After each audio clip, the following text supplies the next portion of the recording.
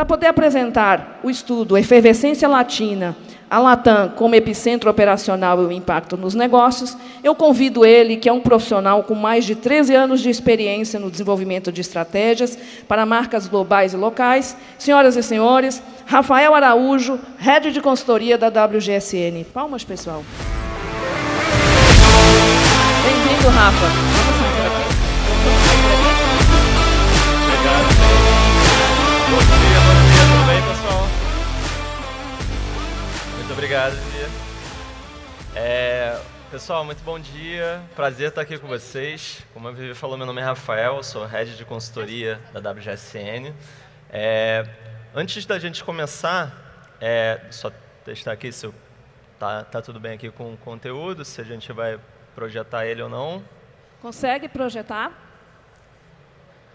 Foi. Tá. Bom, então, antes da gente começar, eu queria só perguntar para vocês, quem aqui conhece a WGSN? Levanta a mão, por favor. Bom, tem um pessoal que conhece.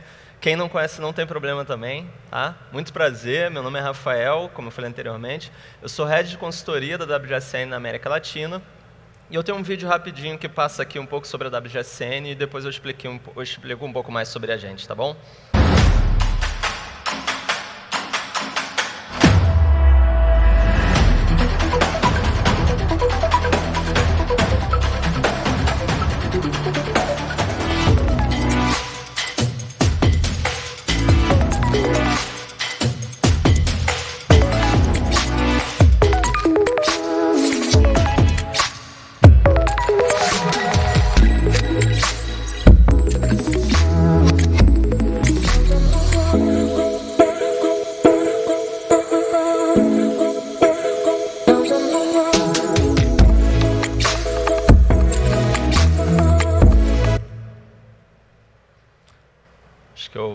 Devo ter passado sem querer aqui, deixa eu voltar um slide. Mas, basicamente, a WGSN, pessoal, ela é uma consultoria global de mapeamento de tendências de comportamento. A gente é uma autoridade global nisso, atuando em mais de 80 países, com mais de 450 experts no mapeamento de tendências em categorias de consumo e também de serviços, onde a gente sempre utiliza uma metodologia que a gente chama de STEPIC, onde a gente olha sociedade, tecnologia, a gente olha o meio ambiente, o contexto político, as marcas, o ambiente cultural e criativo. E essa mesma metodologia que a gente usa hoje também para fazer um estudo, onde a gente vai falar um pouco sobre a região da América Latina. Gente, acho que o passador aqui tô lutando aqui com ele. Deixa eu só voltar aqui. Ó. Peço desculpas, pessoal, mas se depois alguém conseguir trocar para mim, só porque ele parece que não está me obedecendo muito, mas enquanto isso eu vou falando. A ideia do nosso estudo é a gente falar justamente sobre como a América Latina vem se estabelecendo como um ponto central, tanto do ponto de vista cultural, quanto econômico também, fazendo com que seja uma região que ela não só acaba em si fortalecendo a própria região, mas também cada vez mais exportando cultura e também conhecimento, e também, obviamente, produtos, comércio de uma maneira geral, além das commodities em si. Gente, o passador não está indo. Acho que agora vamos ver se vai.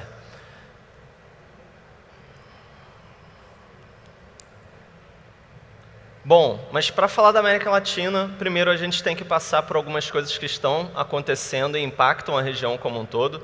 Eu não vou me estender muito, mas a gente vai falar um pouco sobre a questão tarifária, que está impactando diferentes categorias de formas diferentes e, obviamente, a gente tem algumas decisões que vão ser tomadas ao longo dos próximos dias. Mas a ideia é justamente entender como a gente consegue, dentro de um cenário de um pouco mais de incerteza, conseguir ainda expandir e ainda pensar no crescimento das marcas em que a gente atua. Bom, A gente sabe, a princípio, 1º de agosto vem uma definição em relação às questões tarifárias. Eu não vou me estender muito em relação a isso, pensando que todo mundo tem acesso às mídias, que vem sendo falado de uma maneira geral sobre os aspectos, mas o que eu acho que é importante da gente enfatizar? 2 pontos. Primeiro, isso não é uma coisa nova, não é o primeiro governo americano que tem essa postura em relação a tarifas em relação aos outros países. E o segundo ponto isso tudo é uma resposta em relação a alguns aspectos de formação de emprego dentro do país. Então, se antes eles passaram por um contexto em que terceirizaram para outros países essa produção, a promessa desde o momento eleitoral do presidente Trump sempre foi de produzir empregos e com isso ele quer, obviamente, atrair capitais, além de, obviamente, outros aspectos que acaba trazendo um pouco dessa visão de que para ele tarifa é uma das melhores coisas já inventadas. A questão é que a consequência disso é um cenário de incerteza. Você tem outro aí para mim? Vamos ver se vai. Obrigado. Hoje o contexto é de incerteza de uma maneira geral. Isso, obviamente, tem um impacto não só nas marcas, mas também nos consumidores e também até mesmo no nosso trabalho em relação ao mapeamento de tendências em si. A gente, acho que eu vou pedindo para passar, pode ser? Pode passar, por favor, o próximo slide? O que acontece? O que a gente percebe? Do ponto de vista de relação das pessoas com o futuro, o cenário de incerteza ele faz com que as pessoas se tornem cada vez mais imediatistas, ao mesmo tempo em que o futuro se torna cada vez mais plural. Acho que é legal vocês depois entenderem um pouco mais sobre um pensamento sobre design de futuros, entendendo que o futuro ele não é singular, eles são diferentes e qual é exatamente o futuro preferível para cada uma das marcas construírem junto com os seus consumidores. E o impacto ele é também individual. Então a gente fica, obviamente, preocupado de uma maneira coletiva, mas quem hoje estiver olhando, por exemplo, um apartamento, às vezes vai ter alguma dúvida, alguma incerteza em relação a esse tipo de decisão, porque, obviamente, não sabe exatamente sobre como o futuro vai ser. Pode passar, por favor. Mas isso tudo, obviamente, a gente consegue observar que dentro dessa incerteza tem alguns aspectos que vêm se consolidando, por favor. E aí, no próximo slide, a gente vai falar um pouco sobre o quanto isso está mudando em relação a o quanto a América Latina começa a ser percebida diferente a partir de um contexto dessa incerteza e o quanto isso impacta, obviamente, não só a América Latina e os demais. Pode passar, por favor. A gente está observando agora o que a gente chama de fim da aldeia global. No final da década de 60 surgiu um conceito onde basicamente falava-se sobre um mundo cada vez mais conectado, as pessoas iam se comportar como se fossem pequenas vilas, onde a gente ia ter um acesso e um pouco mais de facilidade de troca com outras regiões, com outras culturas de uma maneira geral. Mas não foi exatamente assim que a coisa se estabeleceu. E eu vou tentar explicar isso através de um exemplo.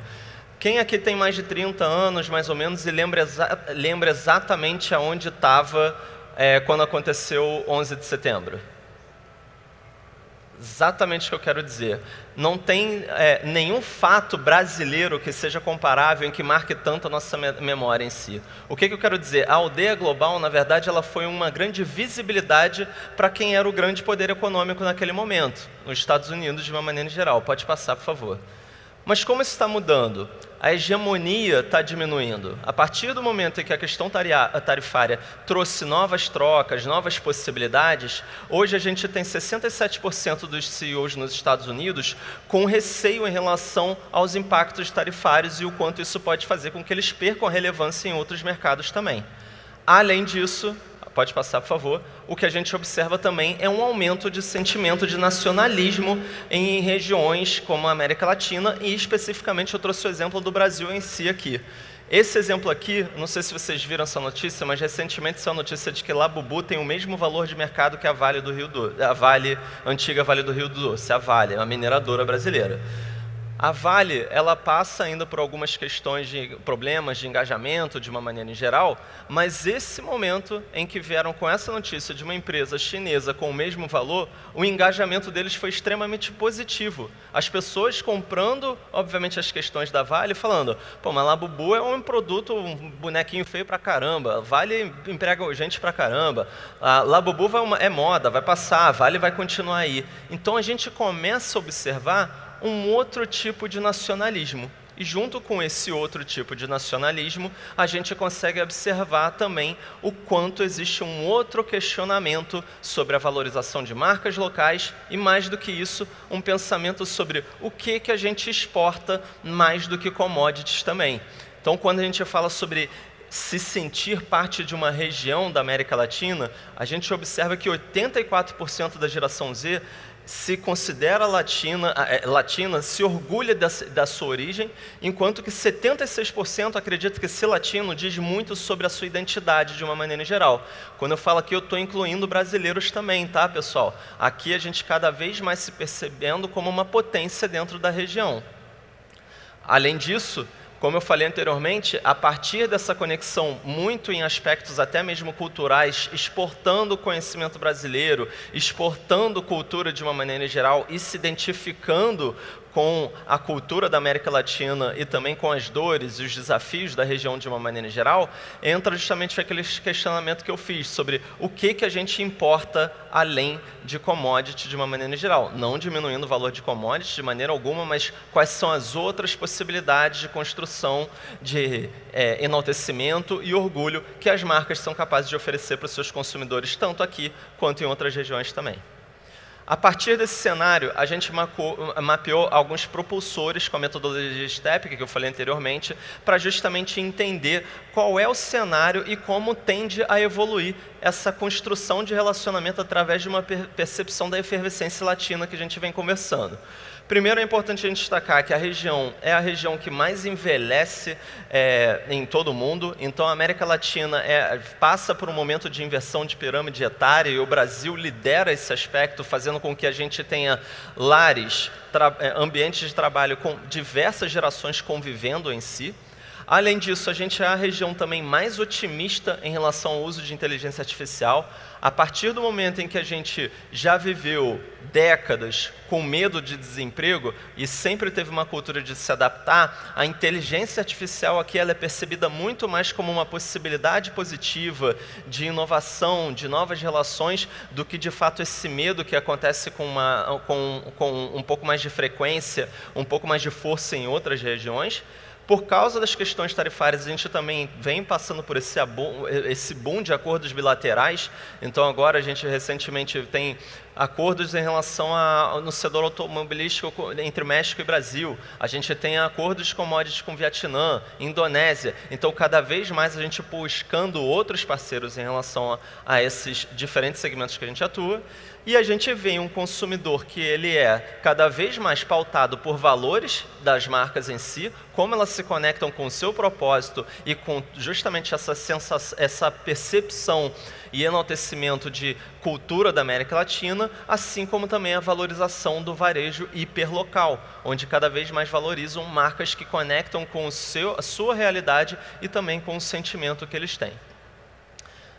A partir disso, pessoal, a gente mapeou algumas tendências, mas entendendo que a gente passa por um cenário de um pouco mais de incerteza, a gente organizou essas tendências a partir do que a gente entende que podem ser possíveis impactos dessas tarifas no futuro. Então, essas tendências elas estão organizadas a partir de um cenário talvez um pouco mais pessimista, de um cenário um pouco mais neutro, e um cenário otimista em relação a isso. E a partir do momento que a gente tiver uma resposta em relação a isso nos próximos dias, eu acho que ajuda vocês a pensarem estrategicamente junto com esse conteúdo, que depois vocês vão poder baixar através do QR Code que tem no final. Ali vocês vão ter uma versão mais estendida do conteúdo, mas aqui por uma questão de tempo, a gente vai passar por 4 dessas tendências e conversar um pouco mais em cima disso, trazendo exemplos e dados de uma maneira em geral, mas entendendo que tem também uma necessidade de a gente falar um pouco sobre cada um dos cenários. Quando a gente fala do cenário pessimista, o que a gente está entendendo é que o que a gente está vivendo hoje, ele tende a se intensificar. Então, a gente entra numa questão de guerra tarifária, onde faz com que hoje a gente está falando sobre 50, mas daqui a 2 meses a gente pode estar falando sobre 75, 80. Isso, obviamente, tendo um impacto no poder de compra do consumidor e também no nível de incerteza que ele tem e acarretando também alguns critérios um pouco mais emocionais na construção de relacionamento da compra junto com as marcas em si.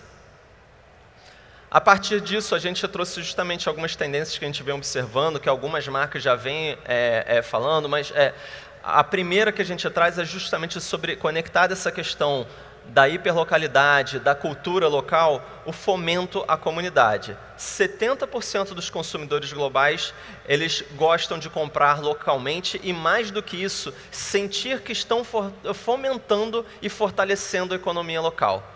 Então, a gente observa isso através de marcas na região, como, por exemplo, uma marca de perfume chamada La Rosa, da Argentina, que, entendendo que o mercado lá estava cada vez mais competitivo, o consumidor argentino, até então, com uma visão que ele se sentia até um pouco mais europeu do que latino, de uma maneira em geral, começando a se perceber um pouco mais como pertencente à região, eles começaram a enaltecer a origem da marca e começaram a falar um pouco mais sobre como isso impacta em fragrância, como isso impacta em design de embalagem, como isso basicamente inspira a atuação deles e consegue construir uma relação um pouco mais próxima, sabendo que eles estão competindo com marcas como Givenchy e etc, né? Paco Rabanne, que é muito forte lá também, mas basicamente a partir disso eles conseguiram trazer uma diferenciação que marcas globais não conseguiram trazer e proteger um pouco mais em relação ao público deles em si.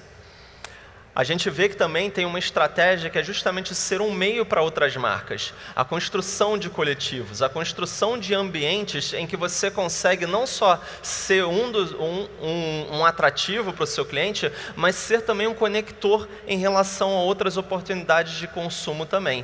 Aqui a gente tem justamente um coletivo chamado Mila, que ele fala justamente sobre marcas de modas na América Latina, incluindo marcas de toda a região, todos os países aqui sendo contemplados, inclusive o Brasil, mas justamente marcas que têm em comum uma visão parecida em relação ao mercado de moda, um pouco mais sustentável e que também fomentam essa cultura local, como eu falei anteriormente.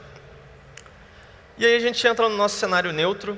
O cenário neutro em si, basicamente, seria a manutenção do que parece que vai acontecer de fato. Essa tarifa de 50% acontecendo, mas isso também se estabilizando, fazendo com que as marcas possam ter talvez uma possibilidade de se previsionar um pouco mais o seu futuro em relação a fornecedores, em relação aos países que exportam, em relação ao consumidor que ainda tem o poder de compra para se relacionar com eles, mas basicamente aqui a gente passa por uma espécie de turbulência, mas a gente consegue seguir adiante. Mas para seguir adiante, a gente entende que um dos aspectos que a gente vai ter que se adaptar em relação a isso é sobre preços transparentes. O que eu quero dizer com isso? Você dá realmente visibilidade não só sobre o preço final, com um pouco mais de destaque no seu site, mas mais do que isso, mostrar quais são os aspectos que compõem a precificação de fato.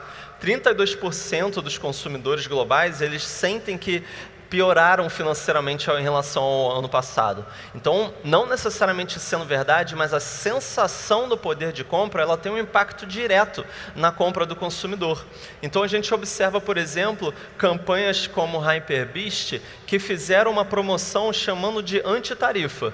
Eles pegaram exatamente produtos que estavam ali um pouco mais ponta de estoque, de uma maneira geral, mas eles construíram todo um conceito para falar sobre o envio para outros mercados sem ter um impacto em relação ao preço final do produto. Então, eles assumiram que eles estavam assumindo esse custo para eles, independente da questão tarifária do país que você tiver, eles iam exportar sem terceirizar, sem repassar basicamente esse custo para o consumidor final. E outro exemplo que eu acho bem legal é da marca Sandro, que aí é de fato sobre essa transparência demonstrando em toda a cadeia. Sandro é uma marca de moda na Espanha que, entendendo que esse impacto ia acontecer com eles também com uma visão um pouco mais de essa cultura latina, mas ali presente na Europa, eles viram uma oportunidade de trazer a transparência, onde no site deles vocês podem acessar e ver o custo de todos os parceiros que acabam compondo o preço do produto final. Desde fornecedor de material até a logística de distribuição, tudo isso eles deixam bem discriminado, eles deixam bem claro para o consumidor, para você de fato conseguir ter a percepção não só de qual é a margem de lucro que aquela marca está oferecendo, mas também o como essa prática de preço ela acaba sendo impactada por, às vezes, um preço de um outro fornecedor ou algum aspecto em relação ao contexto macroeconômico, como a gente vem falando. E também, ainda nesse cenário neutro, a gente observa a oportunidade da gente estabelecer com novos públicos.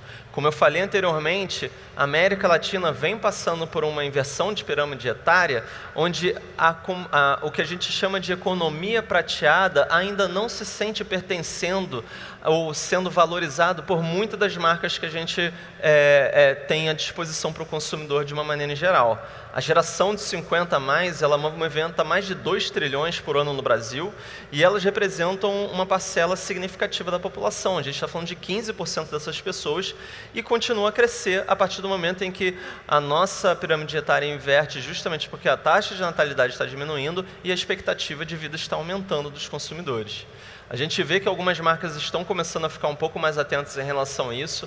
A Olímpicos, por exemplo, é uma marca que pegou para ela o papel de fomentar a corrida para diferentes públicos. Então, eles têm algumas iniciativas em parcerias, onde eles falam sobre corridas focadas em população mais velha ou corridas focadas em população negra, mas basicamente eles trazem justamente essa sensação de que todo mundo pode correr, basta você ter ali um tênis e todo mundo pode fazer isso. Então, eles estão expandindo o caráter de uma visão de uma marca de vida ativa, de esporte, para além do que a gente pensa como o estereótipo de um atleta, de uma maneira em geral.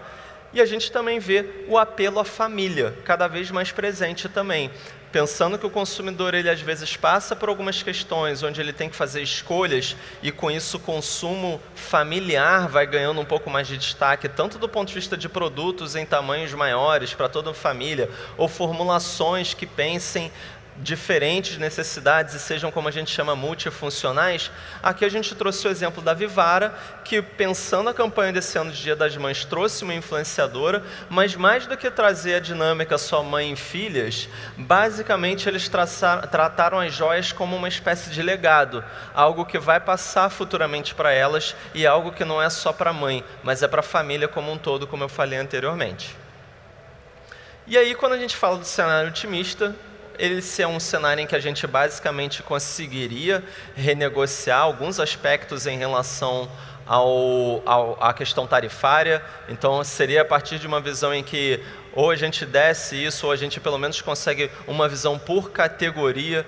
A gente, obviamente, tem estudado, esse estudo ele tem aqui desdobramentos por categoria, onde a gente vai entendendo os impactos do ponto de vista fashion, tanto da cultura latina, quanto da questão tarifária, no setor automotivo, tecnológico, mas aqui, falando em linhas gerais, seria um cenário em que a gente tem um impacto menor do que o previsto, onde a gente consegue reverter um pouco dessa questão tarifária, chegando aos níveis de 15%, que está acontecendo como proposta para os demais países, e mais do que isso, a gente consegue estabelecer parceiros comerciais onde a gente consegue ir além dos Estados Unidos para suprir essa demanda, considerando também, obviamente, o mercado interno em relação a isso.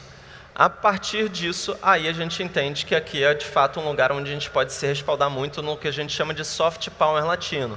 Soft power é um termo que a gente usa muito para quando a gente fala sobre a introdução de uma cultura, por exemplo, sem muito esforço, onde a gente consegue fazer com que ela seja talvez um pouco mais reconhecida, mas de uma maneira em que não seja de fato tão visível. Ela acontece de uma maneira mais suave e é o que a gente observa do ponto de vista cultural acontecendo fora da região. 4 em 5 consumidores globais acreditam que as marcas devem conhecer, entender e refletir a sua cultura para ganhar a sua confiança.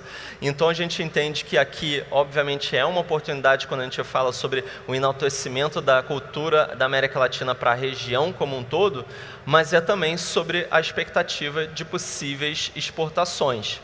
Quando eu falo de exportações, aqui um exemplo que acaba sendo talvez um pouco mais visível, latente, recorrente, quando a gente fala sobre internacionalização de marca, a gente está falando da Farm. Não sei aqui quanto todo mundo vem acompanhando em relação a isso, mas essa loja que a gente trouxe é a que eles abriram recentemente na Argentina e eles estão num momento de expansão em toda a América Latina, tá? Eles estão levando para a Colômbia, eles estão levando para o Uruguai, para o Chile. Basicamente, a Farm está realmente nesse momento de alcançar novos lugares. Mas eu queria destacar um pouco a forma que eles estão fazendo isso. Porque além de ter na América Latina, é uma visão que já está presente nos Estados Unidos, que está presente na Europa, e eles conseguem justamente conciliar o posicionamento da marca com estampas mais coloridas, com um aspecto talvez, eu diria que um pouco mais tropical, mas como eles também adaptam isso em relação ao corpo da mulher estrangeira. Entendendo que a modelagem da mulher americana é diferente da modelagem da mulher brasileira. E um efeito que isso está acontecendo de uma maneira geral é consumidores brasileiros no exterior consumindo a coleção que ela acaba não chegando até aqui. Porque a partir do momento que você repensa essa modelagem, a gente está falando justamente de coleções que são exclusivas para outros países. Então acabou ganhando aspiracional quem consegue trazer, digamos, algumas dessas peças para cá. Porque no final acaba tendo um pouco desse senso de exclusividade. E aí, como último exemplo, eu queria trazer aqui justamente uma visão também de internacionalização a partir da ajuda de terceiros, basicamente de marketplace. Eu não sei se todo mundo conhece a livraria Martins Fontes, mas a livraria Martins Fontes ela sempre teve o desejo de trabalhar de uma maneira internacional. E aí, a partir muito dos conteúdos em relação a influenciadores que foram falando sobre literaturas de outros países, a literatura brasileira começou a ganhar muito destaque. E aí eles começaram a ver que isso talvez era uma oportunidade para eles em si.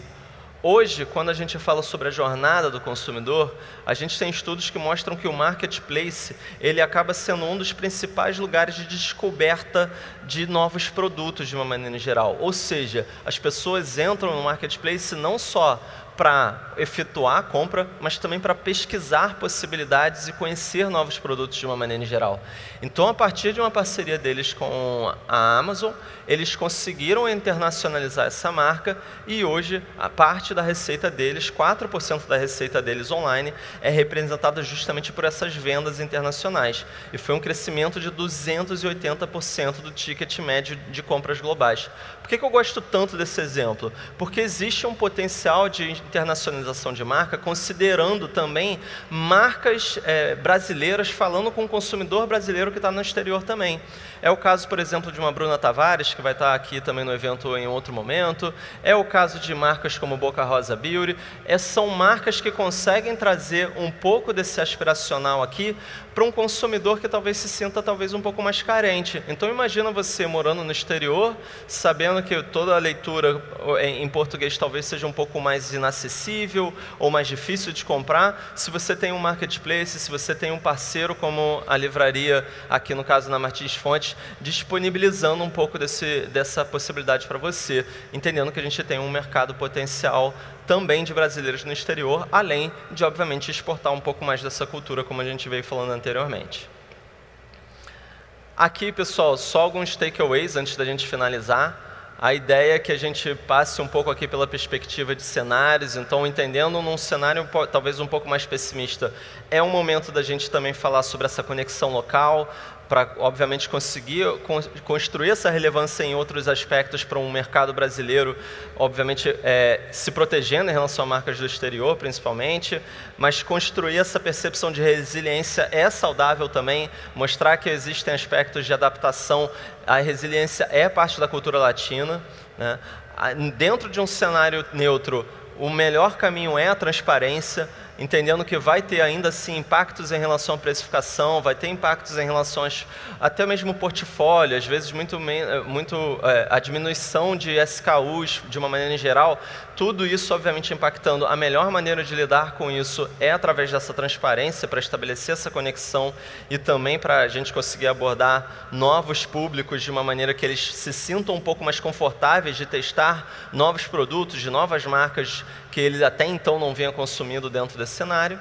E dentro de um cenário positivo, é o momento de a gente realmente pensar cada vez mais sobre internacionalização de marca, entendendo que existem parceiros do ponto de vista de logística, do ponto de vista até mesmo de implementação tecnológica, que faz com que seja possível você ser uma marca que ela tem o seu headquarter aqui, mas ela pode atuar em todo mundo, entendendo que a cultura brasileira ela é cada vez mais valorizada, e assim como a cultura latina. Então, se eu puder aqui ressaltar uns últimos exemplos acima disso, vamos lembrar que a gente ganhou um Oscar recentemente, vamos lembrar que a gente tem shows como o Bad Bunny vindo aqui e falando que ele não vai nos Estados Unidos, e aqui quem vai abrir vai ser um artista latino que vai abrir o show para ele também. A gente tem experiências de marcas, como eu falei anteriormente, uma Farm, uma Hering, uma Granado, cada vez mais se estabelecendo em outros mercados e entendendo que eles têm uma base aqui, mas o que eles trazem daqui é muito mais essa possibilidade de uma relação com outra cultura, e dessa forma, obviamente, a gente conseguir expandir e ter um pouco mais de elasticidade dentro da nossa atuação. Porque a gente entende, que eu trouxe aqui uma frase de um autor do século XIX, que ele fala justamente que aprendizado e inovação andam de mãos dadas. A arrogância do sucesso é justamente pensar que o que a gente fez ontem vai funcionar também para amanhã. Então, até a própria forma que a gente trouxe conteúdo, entendendo que a gente tinha que considerar cenários diferentes, foi uma provocação que a gente quis trazer para vocês, para não ser, digamos, leviano e vamos falar sobre o futuro, mas não dá para a gente simplesmente desconsiderar o cenário de hoje. Aqui a gente tem um QR Code do estudo, onde vocês podem acessar ele com um pouco mais de detalhe, trazendo também ali algumas das tendências que a gente não pôde abordar aqui hoje, para vocês conseguirem olhar com um pouco mais de calma. E fica aqui também o meu contato. Quem tiver qualquer dúvida, qualquer ponto, fica o meu agradecimento também. Muito obrigado pela atenção de vocês, tá bom? Obrigada, Rafael. Obrigado. Eu escuto ele, pessoal, e eu fico pensando naquela hashtag: Deus me livre de não ser brasileira, Deus me livre de não ser latina. Rafa, obrigada pela oportunidade, obrigada pelo carinho. Palmas para ele, pessoal.